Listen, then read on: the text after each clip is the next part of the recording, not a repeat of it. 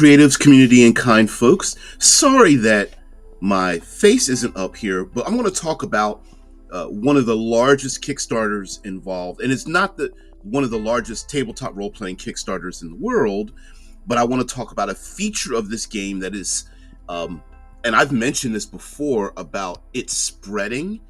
And it's basically, we're going to talk about negative growth and the question that I posed, explaining why you didn't.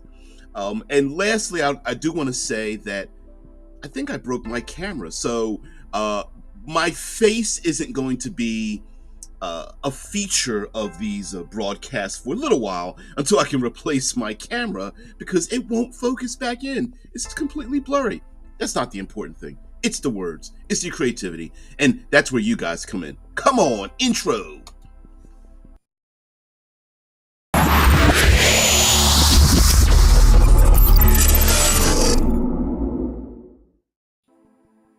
Well, again, hello, creatives, community, and kind folks. We are going to talk about a thing that I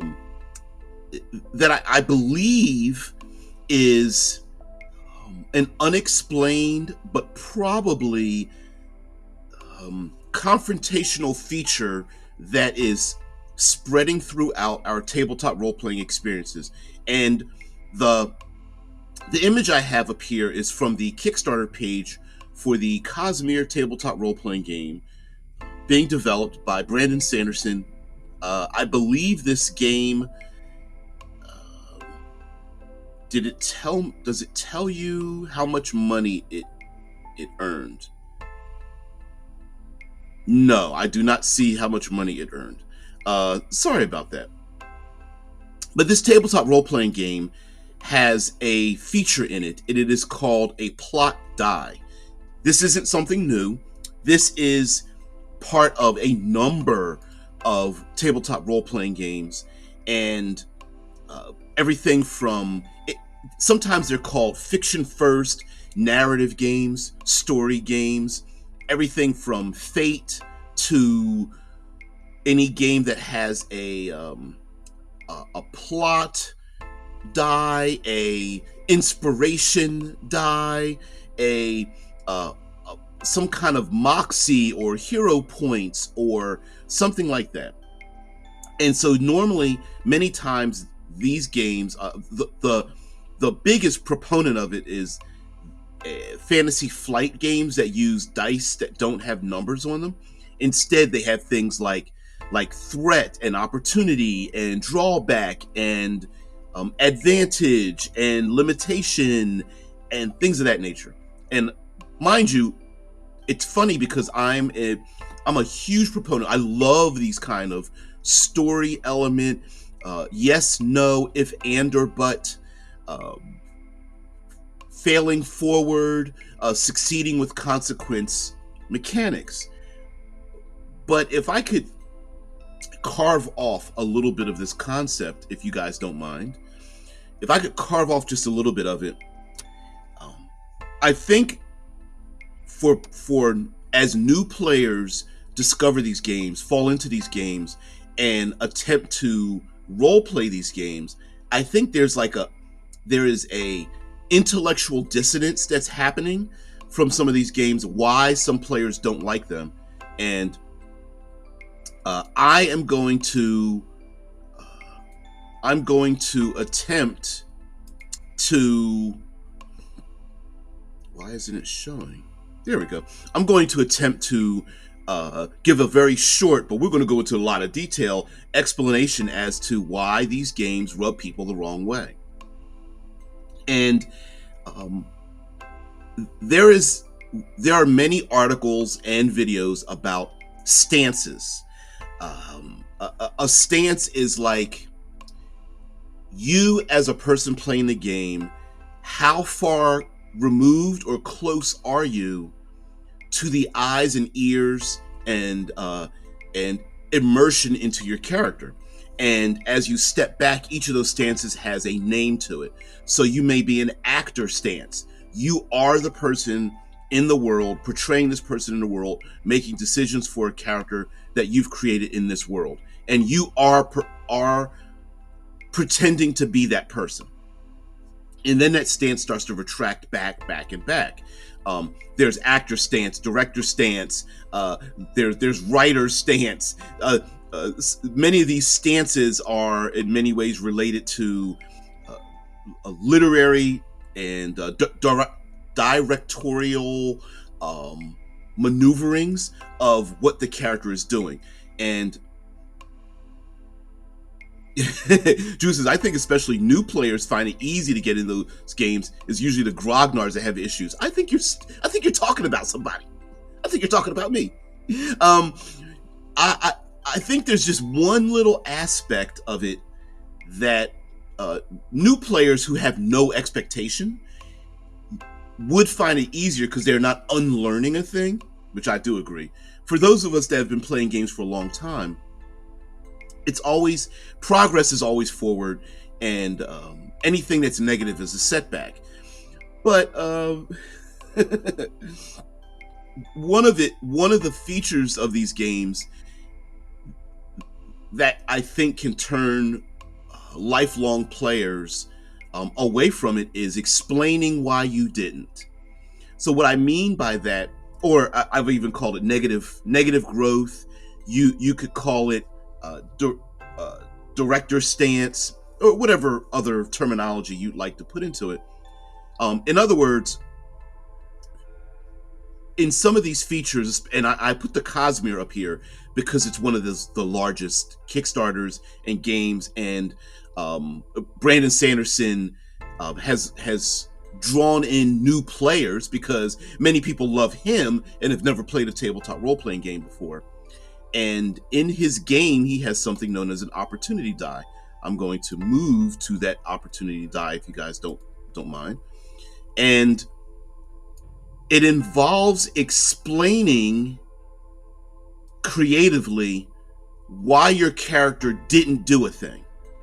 Explaining why you didn't. And that can feel counterintuitive, especially to people who've played tabletop role-playing games in the majority of their gaming life in one direction, and that's moving forward. It's always bad if I didn't do a thing, good if I did. Success, good, no success, bad. And anything that gets in the way of that is horrible, according to more traditional gaming features. But now we see many creators, the Draw Steel / MCDM game, the Brandon Sanderson's game, the Critical role-playing game, having this like hope. What is it? It's called Hope and Fear, and essentially it's like, well, I did succeed, but there's this thing that I didn't do or didn't get, or I failed, but there might be a little bit of I get to progress forward a little bit, but now we have to explain why I didn't do a thing. And sometimes I feel like that this is the unspoken. Mind you, I like these things. Granted, I like these things, but it would almost be like watching a sporting event, and if the referee says, hey, there's a foul, there's a violation of a rule or something like that, but it would be as if the players got together and were like, I'm really happy to explain why I didn't get a goal or achieve some sort of achievement, and that's a good thing. And I can see how new players would go, oh, I don't see a problem with this. I read many novels. I watch lots of television. I watch anime, and all of these things tell a story. Of course, my character committing a heist is going to fail in some way, and the guard's going to go after them, and I may have to run for it and sneak around and create problems for myself, of which I have to extricate myself out of those problems. But if you are a tabletop role-playing gaming person, no one wants to place in front of them a problem that they now have to navigate out of. And games like, I got one right next to me. Games like like Blades in the Dark that I'm holding up. It's going to be very blurry on my little thumbnail on the side, but even Blades in the Dark absolutely positively embraces the complicated nature of a heist, and it is everything about the game. Blades in the Dark is heist heist centric, right? It is, hey, we need to do a classic heist, steal something, break into something, trick someone, whatever, and then it's just stacked issues that players and the game master need to come up with as to why you didn't achieve this particular goal.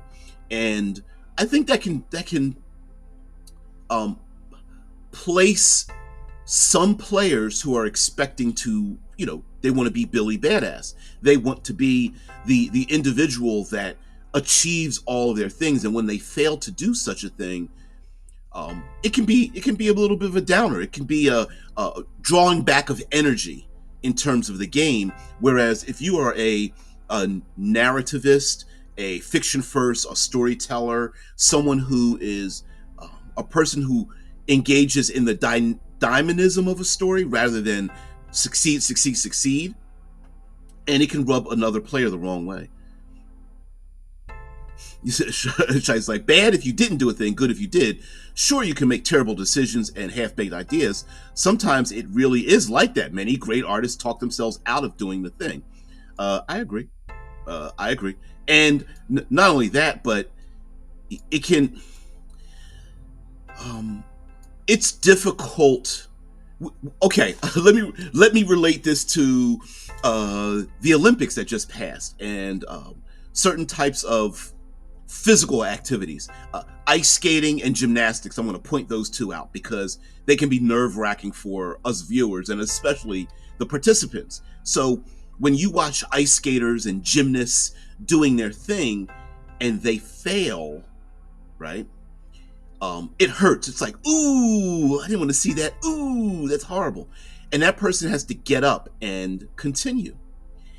And in a tabletop role playing game, there's a similar psychological thing going on many times with a player. And this is classic games. I'm not talking about the narrative element games where your character failed to do a thing. And you may the energy of the success, success, success, ooh, failure, success, success, failure again, oh, and sometimes if you start to stack failures one after another, that player will draw back their energy. Hey, failure sucks. Pouty lip, fold arms. This game sucks. It's stupid, right? But in a narrative game, failure isn't a problem. Um, as a matter of fact, it's not really. We don't really refer to it as failure in narrative games. It is a complication. It is a new dilemma, conundrum, problem, obstacle, hazard. Come on, there's other. My thesaurus brain isn't working. That falls in front of the player character, and then that is the new excitement to pull themselves out of a situation that they got themselves into. And it can be a little bit, yeah, Turkish shooter, yeah, yeah. Like, dude, I just got off the couch. I got nacho cheese on my shirt. Yeah. Um. Yeah. I mean, but yeah, it's funny. He said, I would say, Drew says, I would say the overly strong desire in the hobby to play every game as competency prawn is the problem. I agree, and I think some games are designed to have competency prawn. We're on the same page with that. Think of it like it. Okay, I'm going to pick on Dungeons and Dragons again, and here's a clear reason why. From each iter- iteration of Dungeons and Dragons, and actually it's not in a straight line. It has branched off. You guys know I'm a huge fan of like Morkborg and Knave. I'm going to hold up Knave here. Knave and some of these other uh, old OSR games, and many of them have failure as a probability wise. Failure is more common than success, and so um, being intelligent and creative is one of the things that's necessary to progress in those games. As each edition has come about in Dungeons and Dragons and branched off from it, success has become more probable. There are more features, more safety valves, more parachutes, uh, more railings to bumper railings to not fall off of the road, to the point where success is becomes so probable that failure is unlikely, and that it has gotten to the point that when failure does happen, it's not looked at as, oh, this is a feature. When I say a game has a feature, I'm saying a game that's a good thing. It's getting in a brand new car and you press a button and go, oh, that's a great thing. That's a feature. I'm using it as a positive that the game has a feature. And it has gotten to the point now that if you if you make a character and play a character in a standard game of 5th edition Dungeons and Dragons and you fail 3 times in a row, everyone looks around like there's something wrong. You made your character wrong. There's something wrong with the game. The game master's wrong, dungeon master's wrong, or whatever.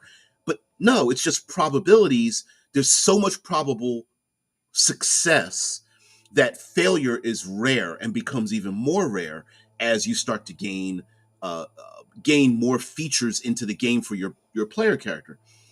Well, now that we see these larger than life games from uh, the Cosmere RPG, the Draw Steel RPG, the do do we know the name of the Critical Role tabletop role playing game? What's the name of the game? Damn it!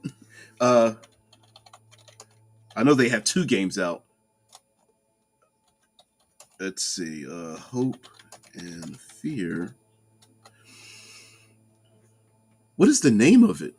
Daggerheart. Sheesh, my brain is. Daggerheart. That's it. Daggerheart. Let's see if we can get an image up here. Or do they have any images of it? I can't remember. There it is. There it is. So Darrington Press, and in these games, they are embracing the, I hate to call it failure, but but I'm relating it to players that are used to progress equals success and failure means no progress forward. And so um here we go, Daggerheart. you know, when we're talking about these dice and the game mechanisms, many times when they're creating a story involved. Ooh, I didn't share this tab instead. There we go. Um, these games are telling us that the feature of the game, the good part of the game, is that no, you really didn't get what you thought you were going to get, and that's a good thing. Let's keep telling the story. Why is your character's life complicated? Why didn't you succeed at the thing you did, and how does it affect your character emotionally? The noise that you made when you were sneaking around, now you have the problem of someone sets off the alarm and there's more guards. Now what do? You remain hidden, you can't get out, but do you stay there overnight inside of the grand castle hoping you aren't found, or do you make a run for it hoping the guards don't catch you and whatnot? And as a player, the onus goes on many of us in these games, these styled games, to come up with why we didn't do a thing. The dice didn't go in my favor. Why didn't you succeed? What happens to you because you didn't succeed the way you wanted to? And so yeah, when there's a lot of competency built into a game, meaning like, as Drew mentions, competency built into a game often is reflected in the mechanics. That were you to add up all the probabilities, more probable than not you're going to succeed. Then explaining the why you didn't do a thing becomes like it's no longer the norm. Now it's a problem, because I expected to win? Wasn't I expected to do the thing? And And of course, it didn't happen. So now we have to explain why the numbers did not get to the point where you expected them to uh, be at the level that they are and keep the same energy. No, my character failed in this attempt, and this is me developing my character in a di- directorial stance of, well, because my character was afraid, from a explaining because of a background issue, that I was always afraid of the power that was inside of me, and told my community was scared of me because of the magical power. I'm looking at the image in front of us, right? And because of the magical power that I possessed, everyone was afraid, including myself, afraid of myself. And this is why, is this going to be the new norm for players to go, well, I guess I'm going to have to explain through my background or the situation in front of me. Hey, I was afraid of being captured, being recognized, so I failed in my sneak attempt, spell attempt, uh, intimidation, charisma attempt, or something of that nature. And why is that important? And why is it that these are these become the new normals of tabletop role playing games? And I find it pretty interesting that here we have Brandon Sanderson, who's a novelist, and many people love his books. I've tried to listen to them audiobooks. It's a little difficult for me to listen to audiobooks while I'm working, but here we have, it's a D6 die. It's basically a D3, but you have opportunity and complication, and of course they are implementing the fact that, well, you're not going to use it all the time, which I get, and I understand it, because it can be a little bit daunting to have to explain after every die roll. How do you explain hope and fear in the Daggerheart game? How do you explain fate and fate points in Fate? And of course, here in Cosmere RPG, how do you explain complications and opportunity? And now, mind you, if you are like myself, I am a uh, fan of pop culture and embracing well, of course, our characters' lives are complicated because many of the movies, television show, graphic novels, things of that nature, plays, whatnot, you watch, many times their lives are complicated. Our characters' lives are complicated, um, over and over and over again.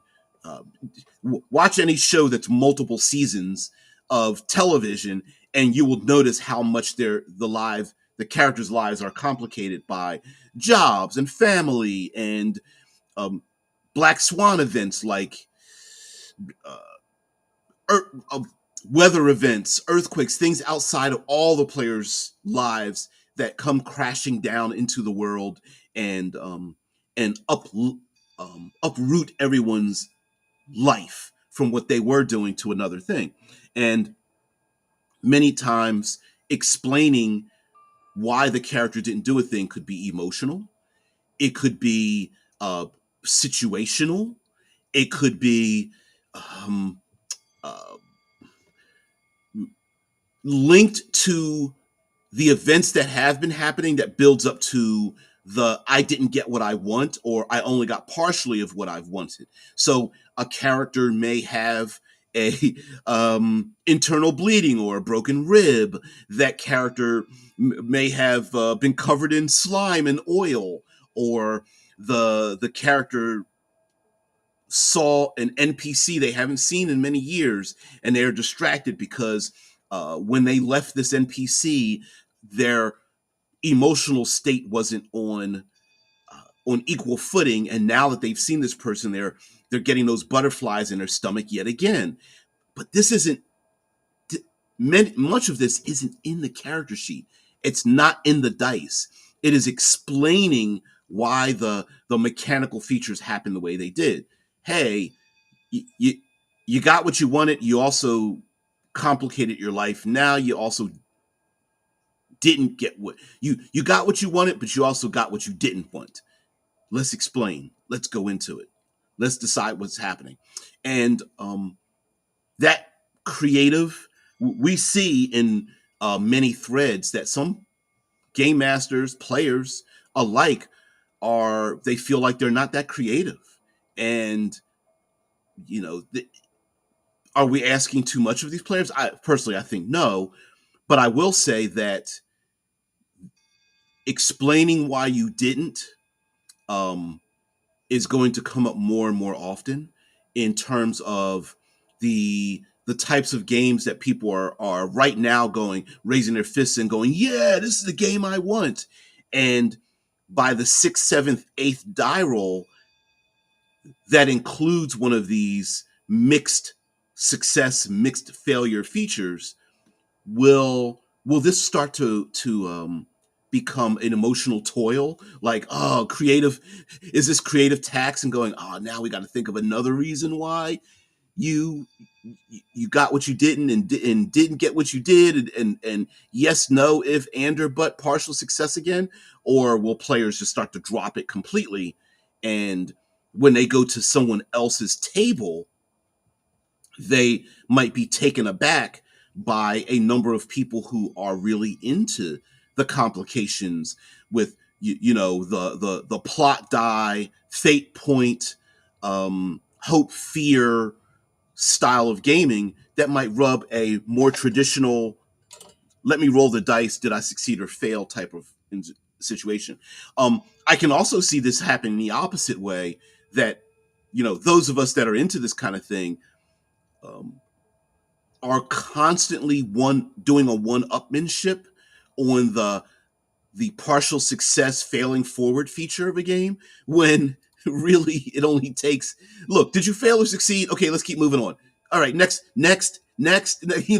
Sometimes percentage wise, how much success and failure is like pass fail should we have versus making intricate story. Now, mind you, I'm sure there is no standard, because some people are very improv oriented. Some people want to slow the action down and tell a deeper story about the partial successes and failing forward of their character, even in minor situations. When you read a novel, a writer can write a whole chapter of a character sitting on a beach looking at an old photograph, and write a whole chapter of a flashback and introspection and stuff. And in a tabletop role playing game, you could slow the action down to a crawl, to such slow motion that we start having like monologues and or whatnot happening in a player's character's head as they slowly jump through the air in slow motion, and it slows all the way down, and we start telling the story. Whereas there's other players like, look, did you just succeed or not? Because it's my turn next. Um, yeah, I don't know. I don't know. I was thinking about it. Of course, I am designing, tabletop role playing game myself, and it just it came across in my mind about explaining why you didn't do a thing, and how much narrative load that is in a game that requires you to explain these mixed failure, mixed success dynamics um, multiple times, and how much draw that is on our creative energy in terms of delving into something. Now, mind you, we can be very meta about it, and again, this can be, some people will say this is very immersion breaking.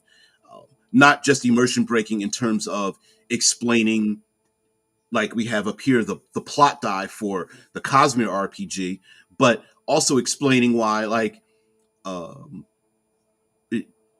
explaining in any game that has a mixed success or failure system, like, okay, this is number 7. All right,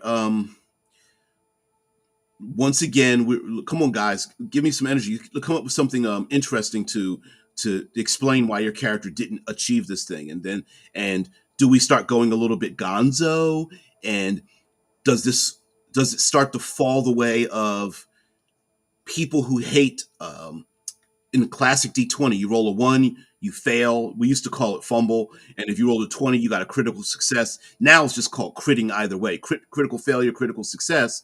And some people hate those. Not because it's called a critical success or failure, but sometimes there are tables or people come up with the wildest immersion breaking decisions ever to explain a thing. What's the meme that was going around? Oh, you, hey assassin, you try to sneak behind and sneak attack the goblin. Rolled a one. Instead, you lightly caress their back in a romantic way. It's like no, that that's so. Or what's the other one? The dwarf that falls off that says they jump off the cliff and rolls a you roll a nat 20. I flap my arms and fly to the other side. It's like no, no. you know, are we going to embrace the ridiculousness, and is that going to turn other players off when ridiculousness comes up at the table, and now you have to tell that person like, please don't break the immersion, even though we're technically stepping outside of our character to explain a thing, and will that break the immersion of the well, my character's a badass and I didn't do this thing. Why would I want to explain why I didn't do a thing when I'm the badass character that I'm supposed to be, right? Why am I expending energy when I should be? Why am I expending energy on negative growth, right? The negative growth is like explaining why I didn't do a thing, which adds to the growth of the character. Why am I explaining doing that? This sucks, you know. And whereas another player may say, well, I like the story element. I like the idea that I'm that there is a moment in time. Uh, there's a moment in time in my character's life where I don't achieve something, and now I get to explain, just not for myself but everyone at the table, why it is I wasn't able to achieve this small simple thing, and then move on from there. It becomes a growth moment. Now, mind you, if you are a if you want to, like this game, the Cosmere, and many other role-playing games, insert your character um, into a novelization of your player character, right? Many times it's the idea is that we're going to insert ourselves, a fictional version of ourselves. Meaning, when I say ourselves, not our literally ourselves, how we look and act, but I mean a fictional character that we've mechanically created into this world, that they should have ups and downs and failures and successes and mixes and different emotional states and third party interruptions, obstacles that happen that we weren't expecting, but we're going to throw into this anyway, right? Maybe as a player tries to commit a heist and sneak into a place, it's not a matter of whether someone sees you or not. Maybe there's a changing of the guard, or maybe the captain of the guard shows up, who's a hard ass, and the normal guard that's only got his feet up in his sleep is like, yes sir, whatever sir, I'm going to walk around sir, I'm going to, and and what is it, money flows up, shit rolls downhill. And it could be like the hard ass makes the sleeping guard stand up, who's embarrassed, who then takes it out on the other lowly guards. And all of a sudden now it's more difficult to walk around this place and find out what you want. But that wouldn't happen unless we explained why you didn't, rather than explaining why you did. Ooh, that's a long roundabout descriptor there, but I hope I got there. And I hope many people who engage in these tabletop role playing games um, don't feel daunted by having to explain why they didn't. Don't lose their energy explaining why that character didn't do a thing, didn't get what they want. Um, don't use the opportunity to embarrass other players at the table because their character didn't get what they wanted, and don't come up with ridiculous, off the wall, purposefully character assassination attempts to go explain why somebody else's character didn't do a thing. Uh, Drew says that is why I removed the intentions from what the characters do. Thus, there is no need to explain why it didn't happen. Only what does happen is of interest in my system. And that is an interesting fact too. Like we see many times in tabletop role playing games. It's like don't bother rolling the dice unless there's a question of what happens or what didn't happen, and because then we can just go, well, what it's the what is it from Pathfinder? Take 10, take 20 from Dungeons and Dragons. It's passive skill use. I've always I've used it plenty. I've used it since the beginning of my RPG career without having a name for it. I call it assumed professionalism. Like sometimes we're not rolling dice at all because there's no need to. Your character is a professional at the thing that you design that character to be. Why are we bothering to roll dice? There is no mixed success or failure in it. You just do the thing, right? We can describe how well you did the thing, but of course you're going to do the thing because that's why your character's so good at that thing, or experienced at the thing, or lucky about the thing, or gifted about that thing, right? Drew goes on to say, my dice do not talk about success or failure. They report about effects and if those are positive, neutral, or negative. Correct. As a matter of fact, um, there are many role-playing games that don't care about how good you are at a thing. Sometimes there are games that tell you they want to know why you did a thing. Um, what are the reasons you were trying to achieve this thing? And there are you're constantly getting what you want and simultaneously getting what you don't want. So it's not even success or failure. The game I'm thinking of is Legend of the Five Rings, and let's see if I can draw up a see if I can find a character sheet and show you um, what I mean. Oh, these are hard to read, but we can try to find one. And the reason why I'm trying to look up a character sheet is in Legend of Five Rings, you have instead of like strength, dex, whatever, you have earth, air, water, fire, and void, and then you have honor, glory, and status. And so it's not really about success, failure. It's more about you do a thing, is it going to cost you honor, glory, or status? So does one raise while the other lowers? So it's more or less a modulation of intent. Uh, the the Dune tabletop role playing game geez, has something similar to it as well. Let me see if I can find a character sheet. The Dune character sheet has something similar to it.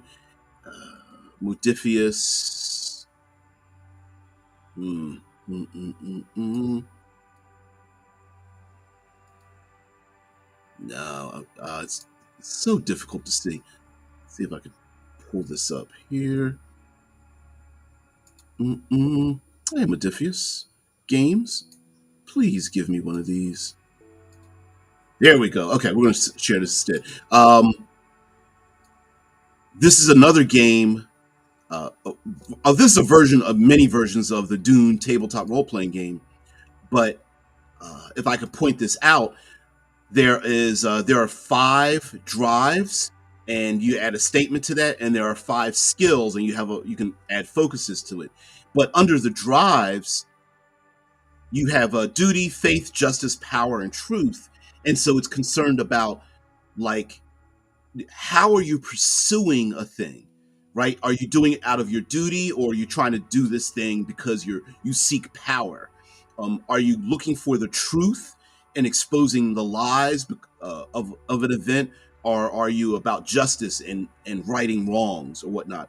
Or are you working off of faith and hoping that praying? No, you actually believe this thing will happen in the way it's going to happen because you believe in a greater power or something of that nature.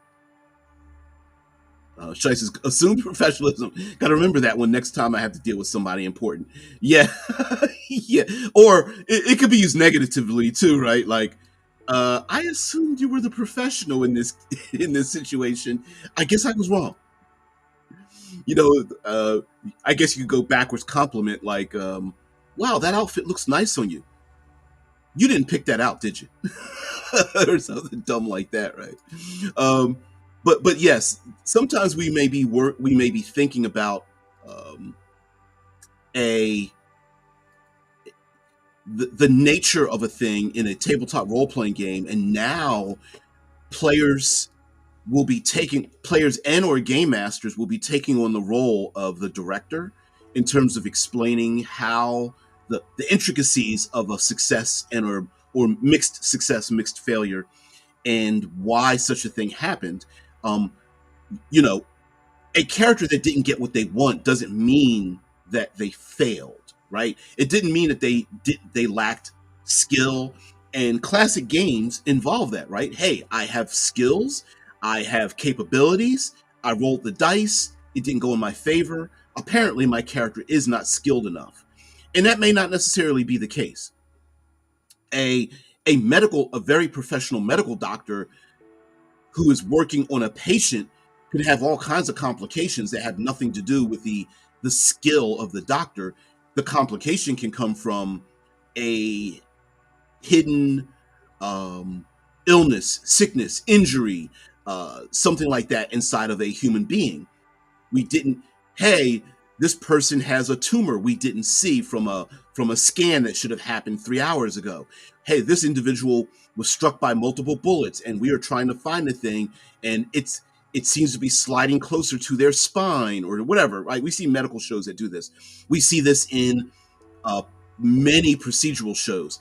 The police officer that is investigating a crime isn't getting cooperation from a witness.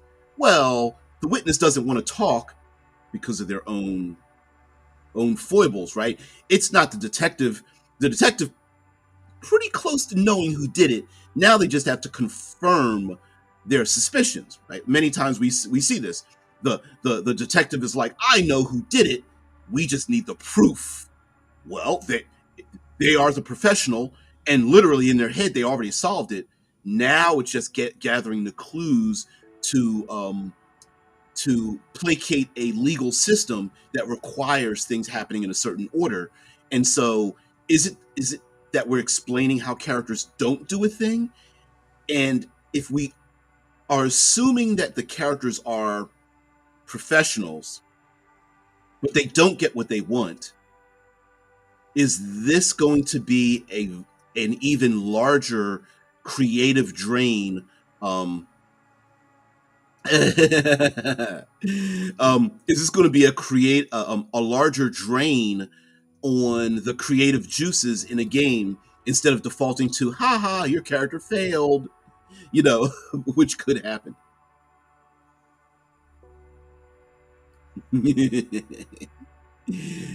I hear you there, Shy Squad. Yeah.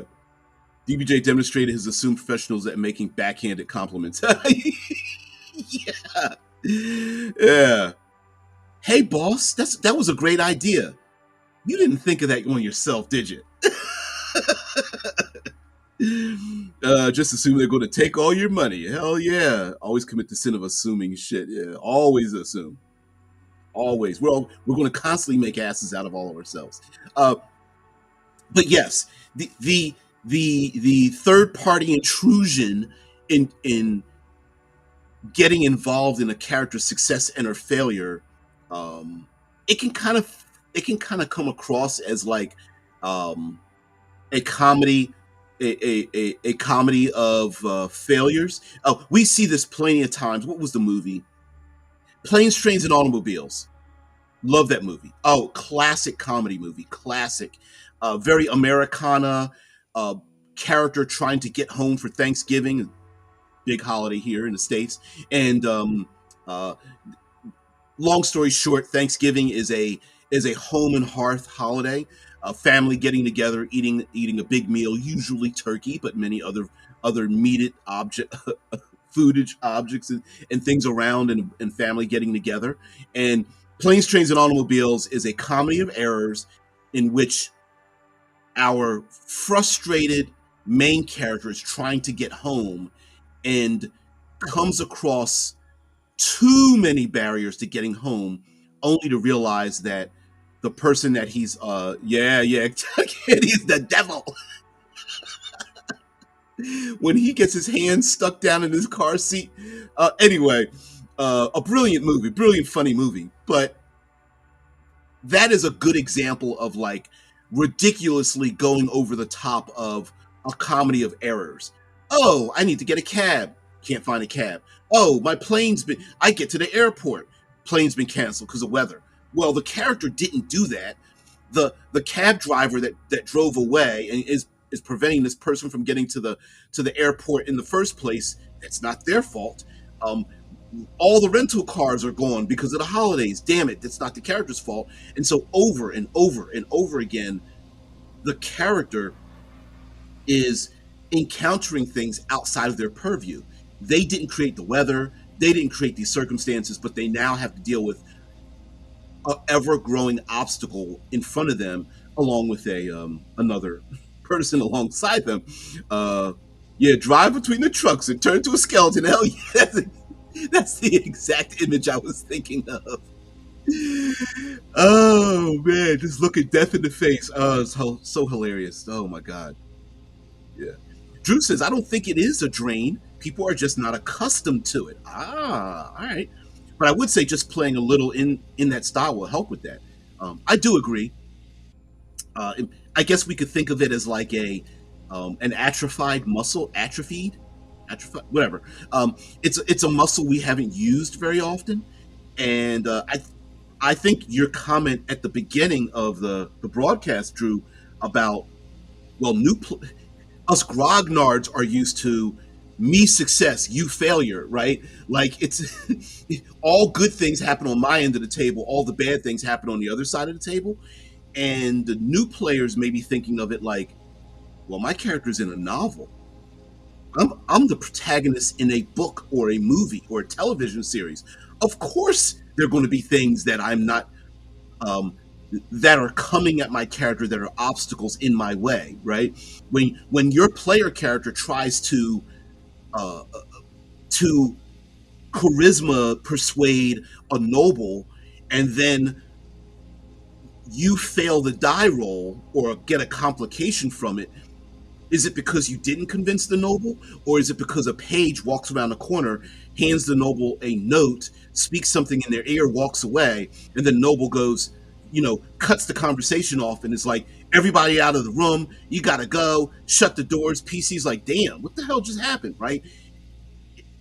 It may not be failure, you didn't convince the noble. It could be maybe something drew the noble's attention away, and now shit's getting real, right? An assassin has been, or spy or assassin's been detected on the property. Um,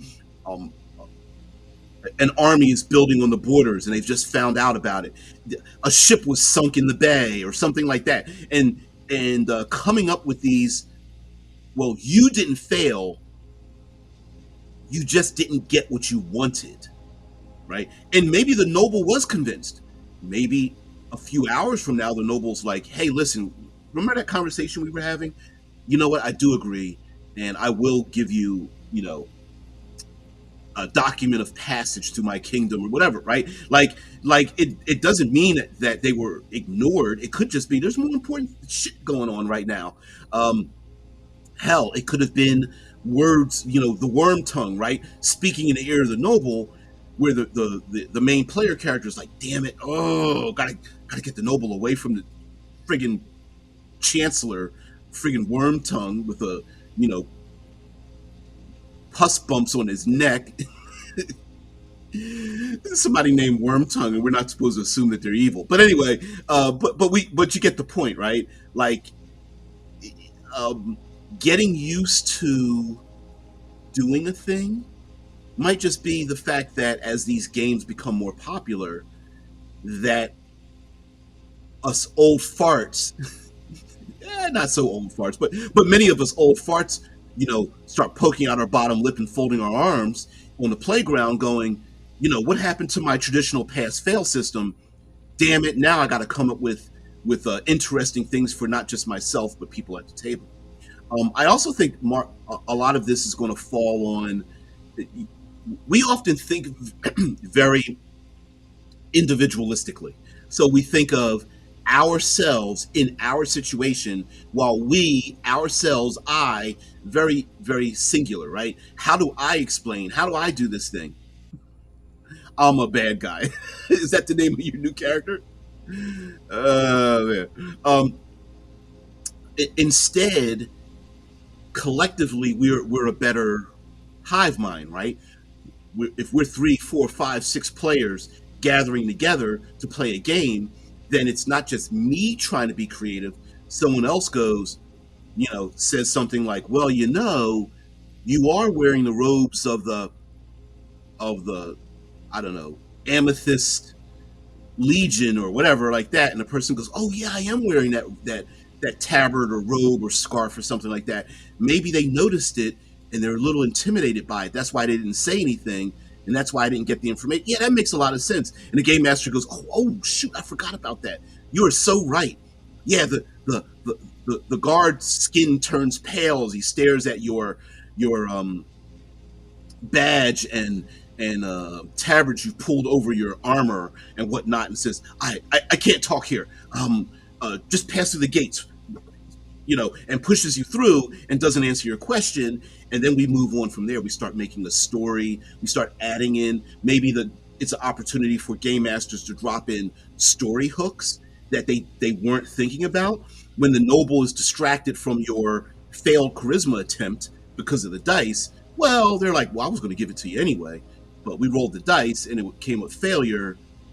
Well, maybe something else happened. All right, a ship was sunk in the bay.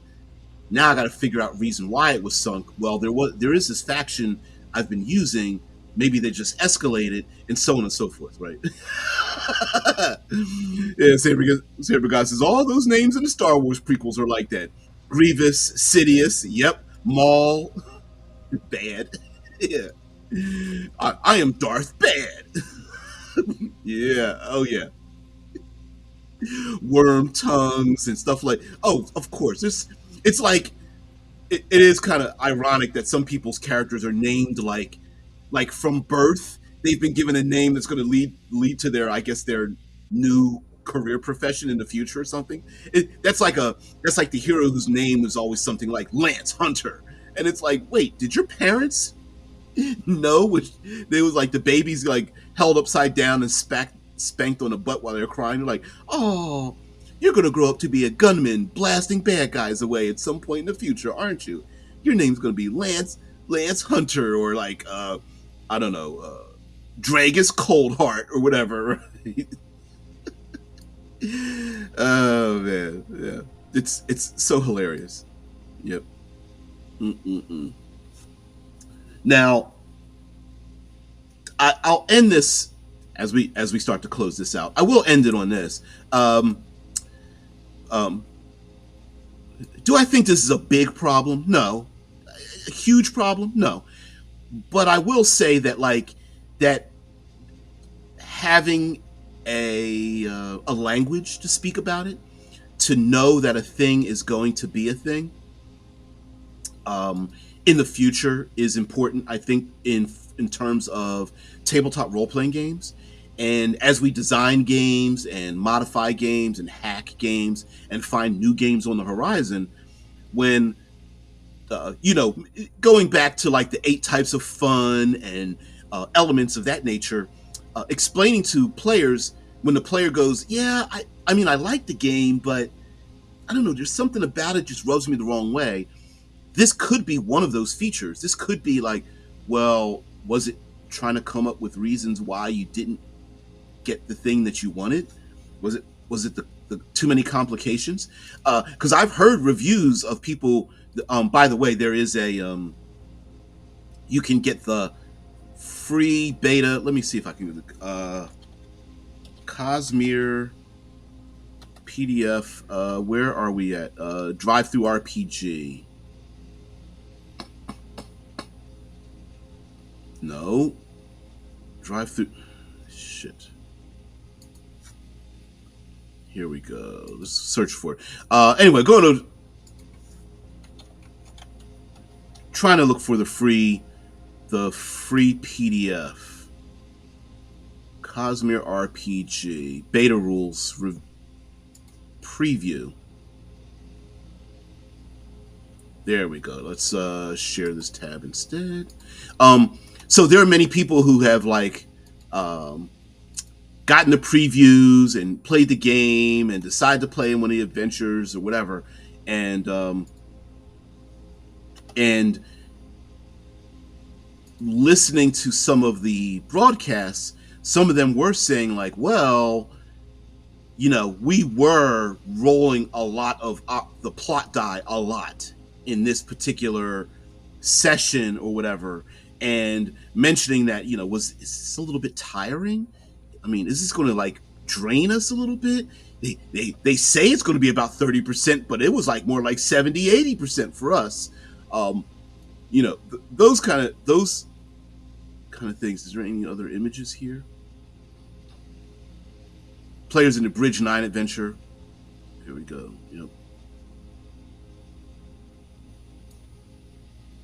And in terms of playing the game, I mean, is it just a modulation of like the group you're with? Are there some people who are just drama kings and queens who are just like, yeah, let's roll the dice all the time. I love these interesting story elements and introducing new features. Where some players it's like, dude, I just want to look. I was just trying to pick a lock. It's not really that important. Like, I'm down with all this, but every die roll, or seemingly every die roll, right? Like, or is it just going to be, well, I broke my tool, my shoe was untied, I dropped my weapon, but I pick it back up again. I knocked over a tin can and it made some noise. I was talking to the person and my character's uncouth, so I spit on the ground and they think it's rude of me. So I didn't use the right honorific or something, so I didn't get, is this going to be real simple things or not is it, but it could be very simple things just to keep the game moving. Modulating the pace of a game may be more important as it comes closer, as we start using much more narrativeness. Although, with more games doing it, transferring that skill set from one game to another, it wouldn't be a problem. If your first introduction to it was Daggerheart, Fate, come on guys, you guys know I can't, Blades in the Dark, and then taking that skill set powered by the Apocalypse games and then taking that skill set over to these other games, I think that's going to be a net positive as well. Going like, oh, it's just a different die roll, a different mechanism, but the outcome is still the same. It's a mixed success game. So mixing successes is something we normally do in these other games. So why not put it in here? Yeah, Drew says, but the plot die is not always rolled.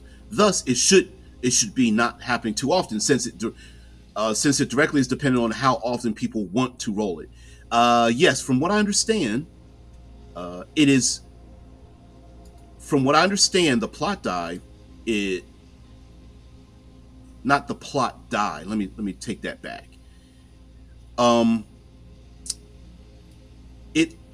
There are 3 opportunities for it to come up.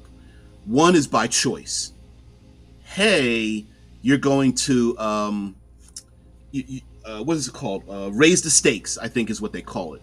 And the game master and or player can have a very quick discussion. Hey, if I raise the stakes, can I roll this thing? And the game master could literally go like, nah, let's not. It's not that important. I know you're gung ho. Don't worry about it. You don't have to just roll the dice and see what happens, right? I mean, we're not going to make it too complicated. So that could be one of them. But the other one is because it uses a D20, you gain an opportunity if you roll a 20, and you gain a complication if you roll a 1. And they also mixed in mechanical features. So if you don't want to, even if you do roll the die, or you roll a 1 or a 20, you could just take the mechanical part of it, right? a +2 or a +4, or you could take maximum damage or something like that. So they did incorporate a, you know what, if you're not that creative or you don't feel like being creative, or the situation in the game really isn't, it doesn't warrant that much creative energy in the first place, just add the numbers to the thing you're doing and move on. So they do have a, what would you call it, release valve, I guess would be the thing, Drew, as Drew's mentioning here. You're not always rolling it. I overheard in a podcast, they were saying that they prefer it to be, or a video of some sort. They prefer it to be in the 30% range, which sounds, 30%, one out of every 3 to 4 die rolls. And if you're going to bother rolling the dice, we already know that there's a chance of success or failure. And if we're going to make it interesting, and a player wants to push it, I could see that. Also, it might be game session to game session, right? One game session, we only rolled it like 10% at a time. Okay, no big deal. The next one, it might be like, yeah, let's keep going because this is really dramatic, and also can be energy as well, right? If you can read the room, read the table, and you as a game master are like, I really want to use this thing, but the players aren't into it, and then maybe the next game session they're like, hey, listen, sorry we were so tired last time, but you know what? Yeah, let's add this in. I really like the way it so it could modulate just due to personality. Um, could just modulate due to the energy that people felt. Oh man, we all arrived late and we're tired and we're hungry, and we're just not even asking for it. And so maybe this game session we don't use it. And this is specific. This is specific to Pacific. This is specific to Cosmere, right?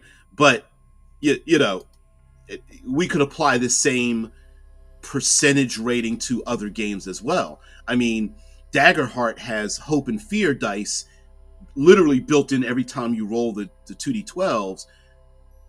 It's your game. You could just go, well, right now, don't even worry about it. Like, you're talking to travelers on the road. Is it that important? You're just trying to gain some gossip.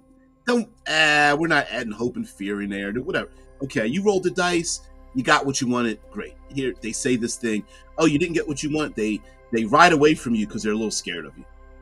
They don't want to be bothered. They're fleeing the city state that you're heading towards. They're fleeing it, leaving it behind. They don't have time to talk to you. It's nothing personal. They just need to keep moving, right? Um, so yeah, we can modify it on the fly. No big deal. I think most players and game masters will realize, like, we don't need to hold, we aren't beholden to anybody. This is bullshit. Like, we can literally play the game the way we want to play the game, in the manner in which we want it, despite whether it's going to bog down or uplift or release ourselves from the game in which we want to play. But I think it's a fun. I think this is new and fun.